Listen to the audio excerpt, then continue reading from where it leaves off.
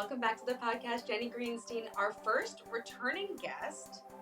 For those who already know you, Jenny Greenstein was our third guest on the podcast. We talked all about your soul style. Jenny is my stylist and my friend. And the last time that we got together to do a shop and a fit for this next season, lucky me, we talked a little bit about Pride Month. And I wasn't going to do an episode about Pride Month because, as I told Jenny, I felt like, ugh, who am I? I live this heteronormative lifestyle. How could I speak on this issue? And your response to that, Jenny, was so eye-opening that I asked you to come back on. I actually have a draft of this episode as a solo based on our conversation, based on your basically prompting me to own my allyship and my own sort of, I don't know if it's involvement or belonging Advocacy. Advocacy, yeah, or even belonging in the LGBTQI plus community. But I wanted to, I couldn't do it. I couldn't really speak to it on my own, or at least I thought I couldn't. And honestly, why should I if I have you in my life? You know, you speak so beautifully on the topic, and I wanted to pass the mic to you and just have this short conversation for the listener, you know, out loud. So if you could reintroduce yourself as it pertains to Pride Month and this conversation, and then maybe give us a recap on the conversation we had from your perspective. Sure. So, hi everyone. I am Jenny Greenstein. I am the founder of Your Soul Style, which I'm a personal wardrobe stylist, and Your Soul Style is all about the integration between style and mindfulness, and really accessing your style from the inside out to ensure that you are showing up proud, empowered, and in your authentic self via your style expression.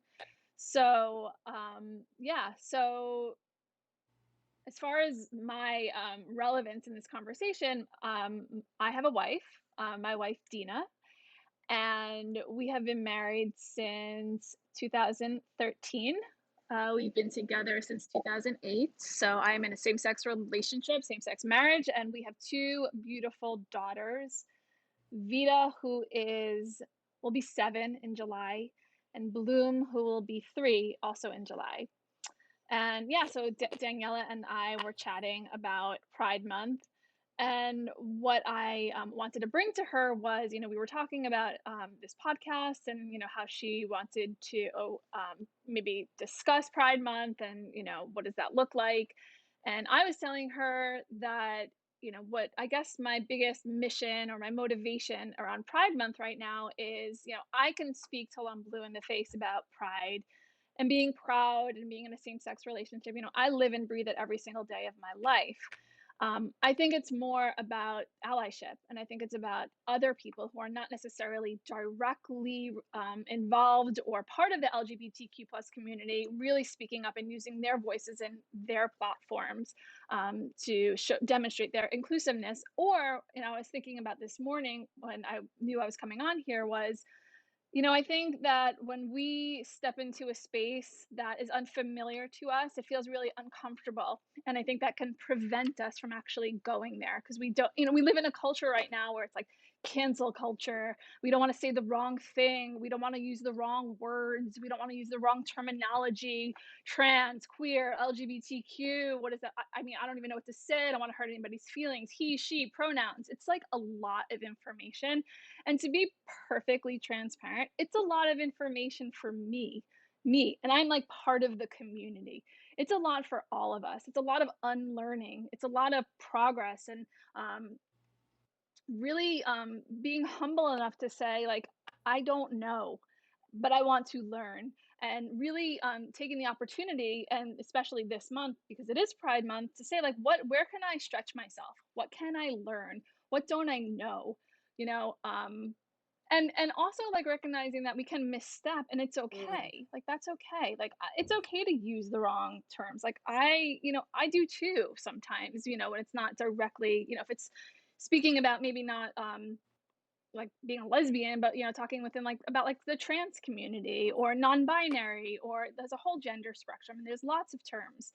So, I think the most important thing right now is to really um like really be able to humble yourself to learning, to stepping in, to leaning in, to misstepping, and to growing and learning from that, so that we can all learn to be more inclusive and more aware and more comfortable in spaces and communities that we may not directly be a part of. yeah, that discomfort is something that I'm so acutely aware of. And something that I opened up to you about is that I've always identified as bisexual, but I Hmm. live a heteronormative life and always have. And so there's a part of me that just feels like I don't know what it means to be in the gay community. And I have deep reverence for that experience, deep, really. And I want to support in the best way. So it makes me really sort of self conscious about what I say, how I say it, because my experience of my sexuality, anecdotally, when I was younger, I remember having a crush on my friend Talia. Hi, Talia, if you're listening. But I also had a crush on Mark. He was so cute, like a deep, deep crush. But I knew that it was okay to pursue the crush with Mark, and that if someone found out that I had these feelings toward Talia, I would be in trouble. Hmm. That to me is something that I can speak to with more confidence and say, we can't do that to our children. They should. Hmm. That feeling of shame and fear is so deep, and when we talk about that from a young child's perspective, to embed that into their psyche, that their sexuality, that what they like, that the way the atoms in their body move is wrong, is so damaging. Hmm. And so that I can have a sort of like anecdotal understanding of. But from the Hmm. perspective of parents, I know that you've been sharing books and sort of learnings for parents to teach their children. Hmm. I haven't been as up on it, and I would like to be.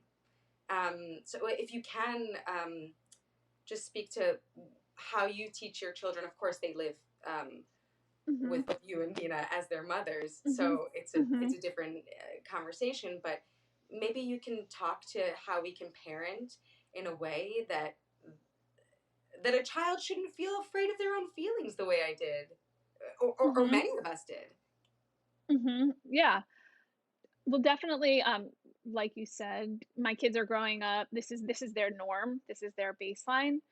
Um, but from a young age, what was really important to Dina and I was we talk about being inclusive all the time, and that like ranges across lots of different spectrums. But we like to read them books about like where I'd say like same sex characters are part of the story, Mm, part of the narrative, and not so much like a teaching moment, but just somewhere that children can see representation.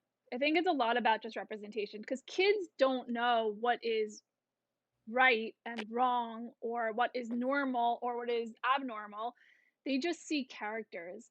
And if they see a story having nothing to do or no reference to the fact that these two, that what is gay, what is same sex, and just not to say that they don't need to learn about that, but when they're really young, just sort of integrating those stories into their library where it's just like, oh, these two characters just like happen to be both men or happen to be both women, or this character happened to be born female and now wants to be a boy, and just like normalizing it all because it's just like representation. And we don't just do that obviously within like the LGBTQ plus literature. We do that with like race stuff. We do that with, people of color. We talk about diversity and inclusion and really make sure that there's like representation of all of it, like at home, within the books that we read. And we're fortunate to send them to, well, Bloom next year, but Vita goes to a very progressive school where there's a lot of conversation about like diversity and inclusion. Like that is part of the curriculum. We live in New York, right? Like we live in New York. Like we live in, if not like the most progressive city in the world, one of the most progressive cities in the world. And even sometimes, it's important for us. I think as New Yorkers, we like forget that it's important to talk about it because we're just exposed to it all the time. Like we see people of color all the time. We see gay people all the time. Our friends have two moms. Our friends have two dads. It's just like, but we do need to talk about it. We absolutely do need to talk about it. Um, Interestingly enough, like Vita, who has two moms, like I've had conversations with her, like on the flip, where I've actually said to her, "Hey, like I want you to know that just because you have, me and Mama are in love and we're in a relationship, I mean, she's only 7, only going to be 7, but I was like, if you have feelings for a boy that, you want to be really close to a boy, like I want you to know that that's cool. Like that's cool. If you have feelings for a girl and you want to sort of, if you feel like you're following in our path and our footsteps, that's great too. But I also want her to know that it's like almost like the Oh my God. opposite. Like I'm letting her know that she can get like comfortable outside, like because kids just want to be like their parents when they're that young. They just want to model what their parents are doing.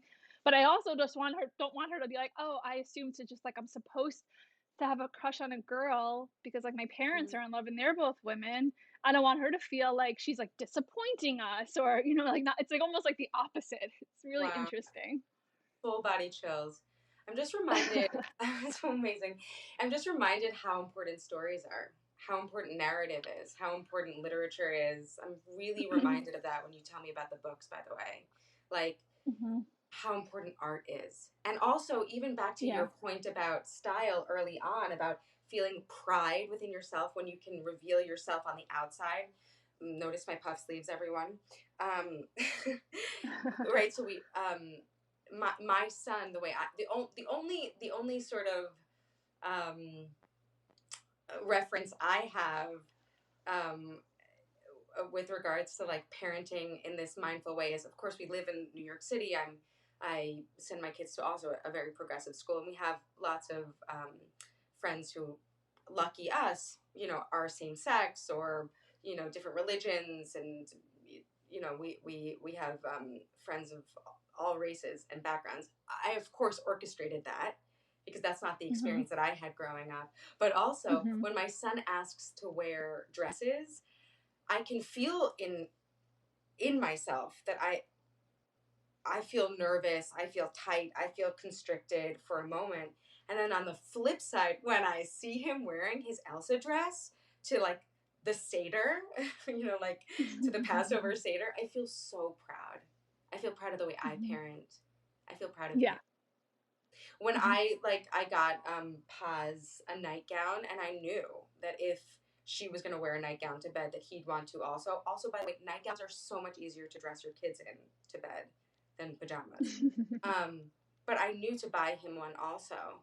And for me, allowing him to express himself in a dress that's beautiful, to allow him Hmm. to engage in beautiful things as a little boy, to allow him to Yeah. cry, to like, how bizarre is that's breaking gender norms. It's bizarre, Hmm. but Yeah. true. Hmm. That's what we do in our family, that we allow that Dan is a sensitive man, and that he can tear up and feel comfortable being in his quote unquote divine feminine, Hmm. and we can model that for our children. I think that's, to Hmm. me, that feels like a step forward. And even in this conversation, I'm learning, okay, I want to up my book game. I want to up Hmm. my conversation. When to me, our kids don't notice, when we go over to our friend's place, who, they have two dads, they don't care. They don't notice. Yeah. That's their norm. But I Yeah. know that, as you were saying, like, we live in New York City. The person who's listening to Yeah. the conversation may not. And so Yeah. they have to bring that experience to their home. And the best way to do that is Hmm. through books and storytelling. And I don't Hmm. know, maybe we'll make a movie. Yeah. Yeah. And then, also, in my house, we talk about, so Vita is coming of the age, and not like, I mean, it's very normal for her to be in a family where there's two moms. But we also try to give her the tools so that when she steps outside of New York City and she's in an environment that maybe isn't as progressive, that there might be some adversity that comes towards her. So, it's I think it's really important to give our kids the information and like level set it too, right? So it's like, hey, um, this is like I don't want to use the word normal, but this can be something that you're used to or comfortable with, and being in a same-sex family is totally cool and great and wonderful and beautiful, and all people should be able to live the lives that they want, and there should be equality across the board. But like in reality, that's not true, and that's not the case in many places in this country, Yeah. and also not true for In the many world. people, In just the in general. Like, there's absolutely people that live in New York that don't believe in like gay rights. Like, that is what it is. So that might come at her at some point, and I want her to understand that, and just to be ready for it, right? Like, I don't want her to be sideswiped. That she's sitting like in sleepaway camp in 3 years, where it's not New York City, and it's kids from all different parts of the country or the tri-state area or wherever, and they're like, wait, what? You have like two moms? Like, it's the kids are not. So what, to your point, for it's really important to bring these conversations into the home, so that even if even if you're in a family where you think you're progressive, all kids need to have the literature and have the access and have the information to know that, like, same-sex families exist. They're part of the representation, they're part of the narrative. And even if you're in a community that might be more heteronormative, that's a bubble. Like, that is not like true life. So it's like the whole spectrum, right? It's like it's inclusion, but it's also like, but this is like really what exists too. So I think we have to like inform our kids in a very like developmentally appropriate way, so that they could understand what's happening. Because as you know, and as we all know, the direction and the way the world is unfolding and the way that politics are happening in our country right now is a really scary place. So, I don't want Vita to be walking around like looking at the world through rose-colored glasses because she lives in New York City and she's like, la la la la la, same sex, blah blah, who cares, whatever. It's like, I wish it was that way, but like we have to like kind of like break it down for you and like give you the truth too. Like, they can handle it. They can handle it. And that'll help them build their resilience, so that when they're, you know, if Ness is in a situation where he's outside of his progressive, neighborhood or school or whatnot, and he's wearing a dress, like there might be somebody that comes at him and that can be really hateful about that. So it's like, we don't want to right. think about that as parents. I don't want to think about that as parents. That breaks my heart. That being said, I also don't want Vita to walk into something blindly. So it's like, all right, like, you got to be ready for this, because like there are assholes out there. Like, that's just like the bottom line. And there are Yeah. people that don't understand, and they just don't have the information, or they're not proximate to, more diversity. So, you know, let's be the pioneers and show them the way. Totally. And I think, just to normalize that constricted feeling when he wants to wear his Mirabelle dress costume to school, that constricted feeling is real. I think Mhm. sometimes when we look at parents and parenting, even our own parents, when they wanted us to be quote unquote normal, when they wanted us to be ordinary, when they wanted us to be accepted, what they were feeling was fear. What they were Mhm. feeling was fear. That fear exists. It exists for a reason. We have to sort of, I think it's beautiful that you prepare your child for the reality of life. Mm. And we can't act from fear. Right. It's Yeah. not healthy. Yeah. It's just not healthy. I'm just thinking about how internalized that fear was for me. I would watch Jenny Jones. Did you watch those Yeah. talk shows growing up? Which Yeah. is so weird because Yeah. now I'm like hosting a talk show. But Jenny Jones and Ricky Lake, when we were growing up, there would be these conversations. The kids would come out and their parents would Hmm. disown them. And I would watch this, and it was like a real true horror film for me because I knew I was like gay. I knew I liked girls as much as I liked boys. I was like, if anyone finds out, I'm on the streets. Mm-hmm. And that level of fear is like, no, that's not good. That's Mm-hmm. not good. That's really bad. That's really Yeah, like bad. there's a lot of people that still feel that way, even in 2022. That is like a real thing that exists still. You know, you're talking like what, 20 years ago, 25 years ago, you know, like that fear with children who grow up in homes where they're not accepted and there's like no way you can live outside of those bounds of like a heteronormative lifestyle. Those kids are on the streets, those kids are homeless, those kids are doing drugs. Not all of them. I'm not like Not stereotyping them all, not all, at no. all, at all. You know, but there are kids that go to conversion therapy where their parents try to change them back to being straight. I know somebody who's gone to that. Like there are real like tragic trauma stories from kids whose grown-ups in their lives do not accept them for who they are and don't embrace that as beautiful and just, you know, being authentically who they are. And that's a And real natural. issue. And It's a real issue. but also to me it just seems like natural nature. You like what you like. You are who you Yeah. are. Yeah. But you were going to say something about you remember? Um, Hmm.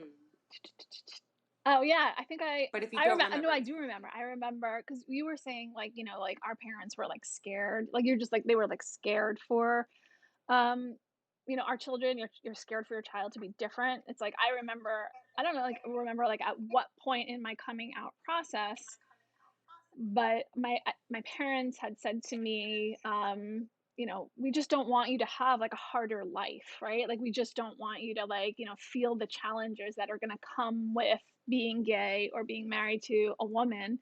um and you know, I could totally understand that. I'm a parent now, of course I can understand that, but at the same time is like I'm not sure like that's the message, you know. um No, it's not. It's not the message. We have to keep our, like, as a parent, now that we know, I can have that fear and I can deal with it on my own time. I don't have to give it to someone else. It's yeah, mine. I don't yeah, have to give it to Ness. yeah. I don't have to give it to Ness for Ness to give it to his children. But no, no, no, no, no, no, no. Mhm. Yeah. I can hold it and I can understand it and I can.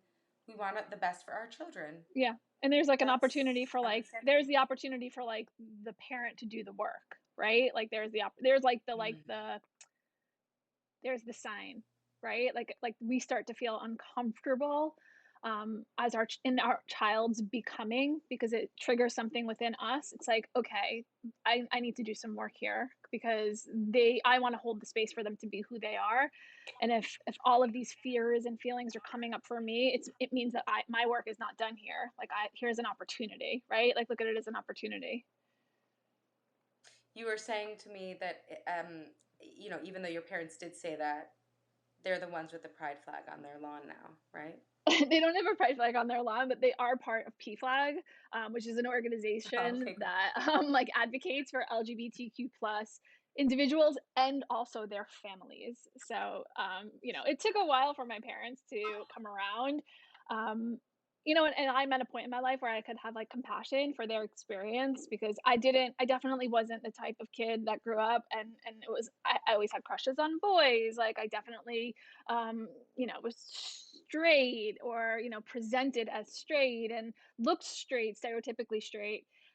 So when I was in a relationship with a woman for the first time, I was in college and they were like just totally sideswiped. So I do have some empathy for them being sideswiped and their reaction to it. They did grow up in a different time as well. So I want to give them the opportunity to learn and to grow. Right. But when we were in it at the time, it was tricky. It was definitely tricky. Yeah, I mean, as it most often is.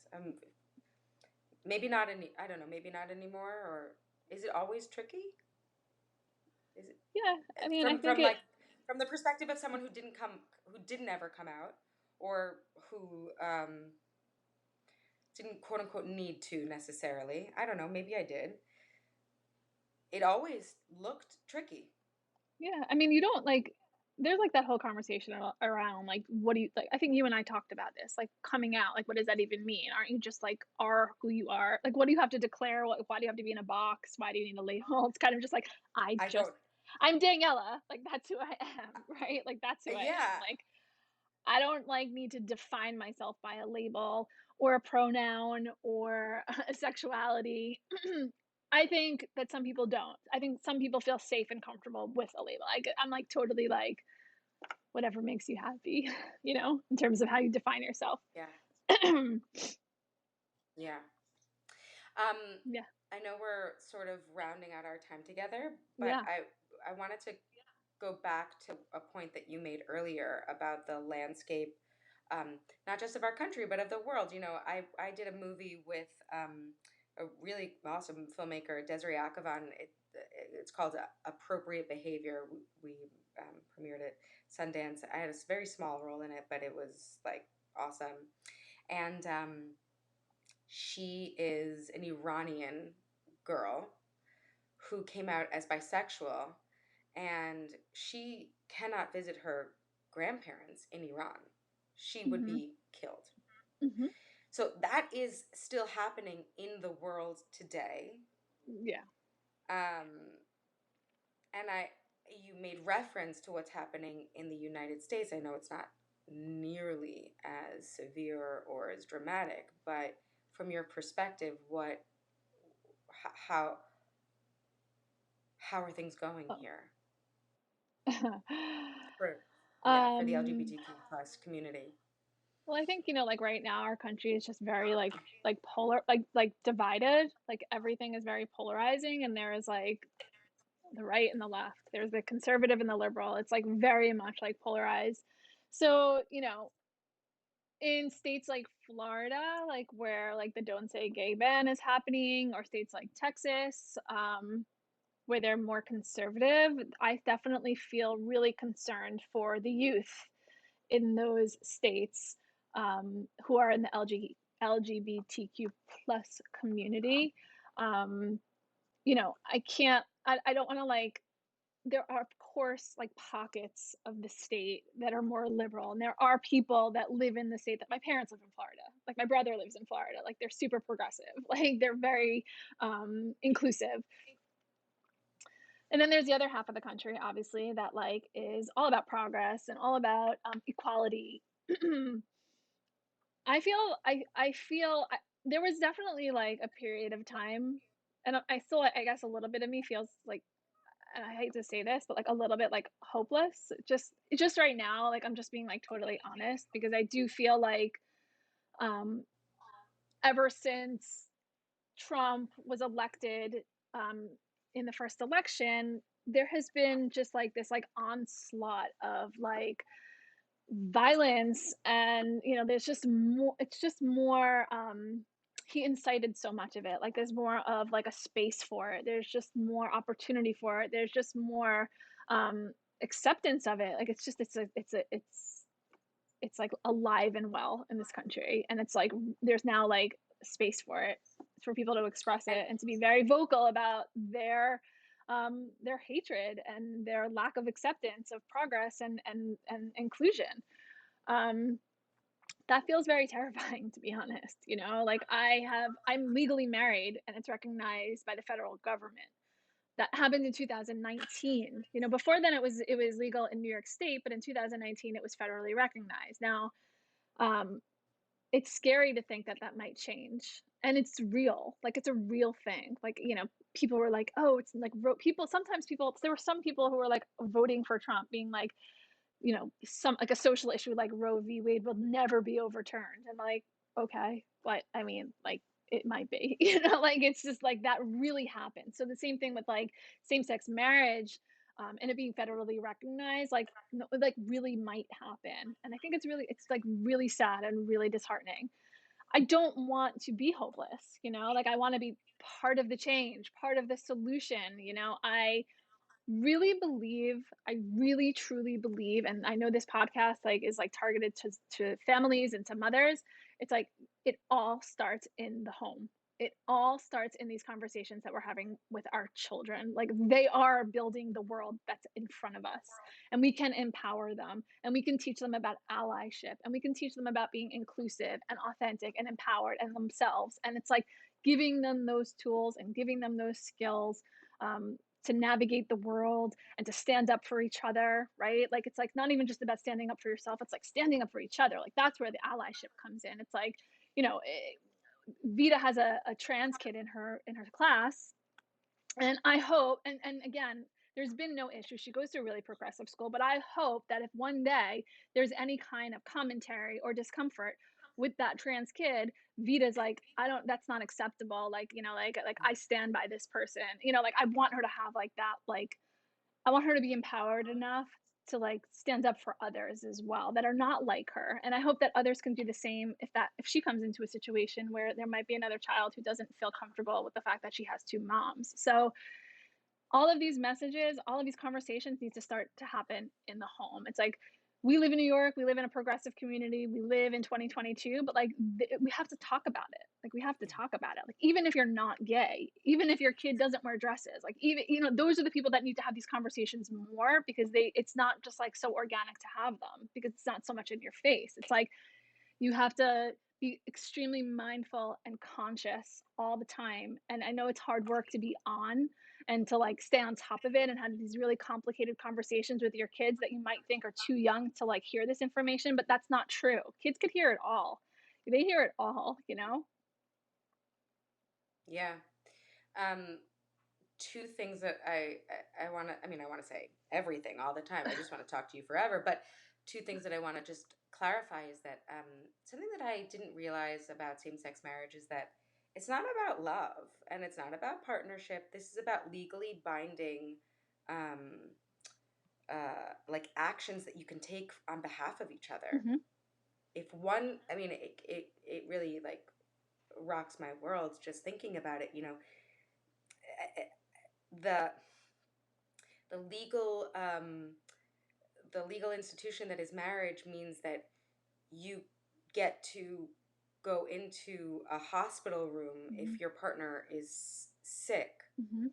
and you cannot if you are not married, Mm-hmm. you know, after whatever hours. I mean, that's just one example. Are there others that Well, we it can like changed. Yeah, clarify? it changes the rights of like, Dina's relationship to my children, from a legal Ugh. perspective.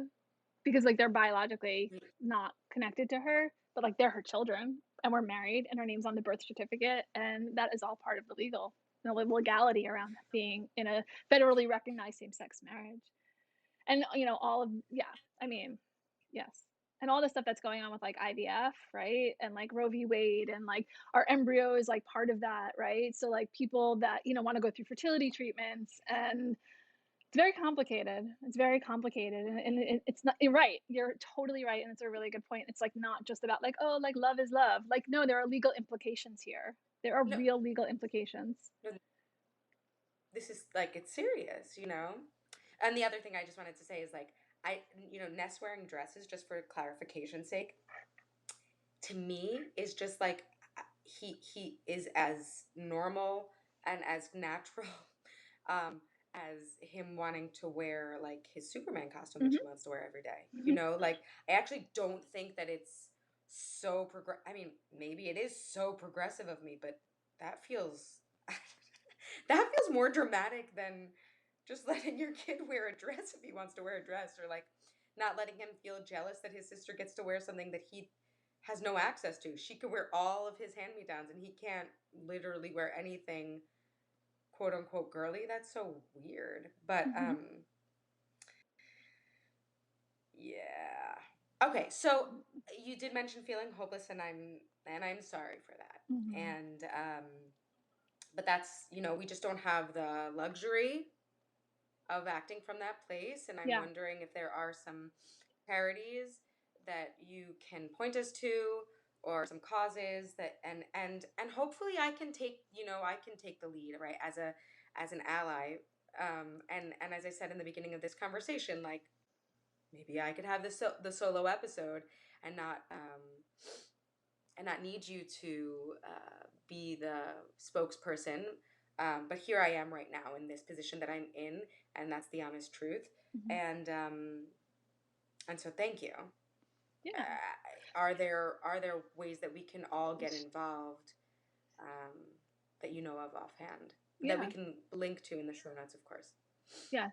Well, I mean, one thing that I think is like would be very relevant on the heels of this conversation. You know Jonathan, right? You know Jonathan. Yeah. And Jonathan is the executive director. Jonathan Hamill is the executive director of Drag Queen Story Hour. And basically, there are 30 chapters around the United States where drag queens go into libraries or temples or other community spaces around the country, and they read to children in drag. And it's fun, and it's exciting, and it's representation, and it talks about inclusivity. And Jonathan was just interviewed, I think, on NBC, and he was talking about like how sometimes kids are just like, well, like why are you dressed like that, and or like they ask questions, and it's really simple. And I think Jonathan's answer was something about like just like having fun and expressing yourself, and we all have the opportunity to express ourselves how we want to express ourselves. It's like that's all that kids need to hear. Like they don't, like, it doesn't have to be so It's complicated. like pretty simple. It's really simple. They like It's so don't. simple. It's like I like colors, so I put them on my face. Yeah, like I really enjoy wearing makeup, so Duh. it's fun to play dress up with it, That's really it. So I think Drag Queen Story Hour, which, I've come to learn about it through Jonathan over the last 6 months, and I'm very impressed by the organization, and I'm just impressed by him, and I love the cause, and I love what it's doing. So I think go to their website, check it out, donate money if you can. If there's a Drag Queen Story Hour in your neighborhood or at a local library, I urge you to take your child to it and see what it's all about. Awesome. So I think that would be really, really good for families to know. There are so many organizations if you live in New York, there's the center down in the Village, and there's the Ali Forney Center, and the center is all about like community and like art and wellness programs for the LGBTQ plus community.